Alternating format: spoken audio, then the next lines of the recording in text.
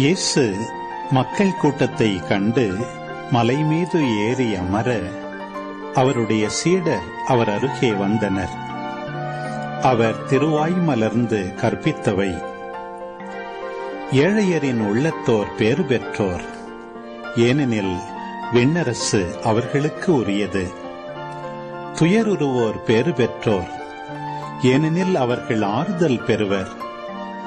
கனிவுடையோர் பேறு பெற்றோர், ஏனெனில் அவர்கள் நாட்டை உரிமை சொத்தாக்கிக் கொள்வர்.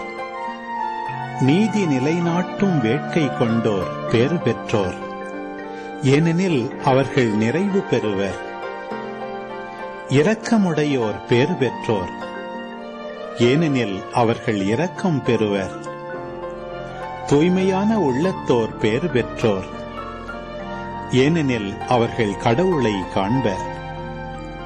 அமைதி ஏற்படுத்துவோர் பேறு பெற்றோர், ஏனெனில் அவர்கள் கடவுளின் மக்கள் என அழைக்கப்படுவர். நீதியின் பொருட்டு துன்புறுத்தப்படுவோர் பேறு பெற்றோர், ஏனெனில் விண்ணரசு அவர்களுக்குரியது. என் பொருட்டு மக்கள் உங்களை இகழ்ந்து துன்புறுத்தி உங்களை பற்றி இல்லாதவை பொல்லாதவை எல்லாம் சொல்லும்போது நீங்கள் பேறு பெற்றவர்களே.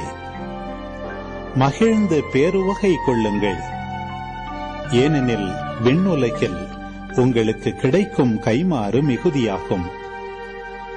இவ்வாறே உங்களுக்கு முன்னிருந்த இறைவாக்கினர்களையும் அவர்கள் துன்புறுத்தினார்கள்.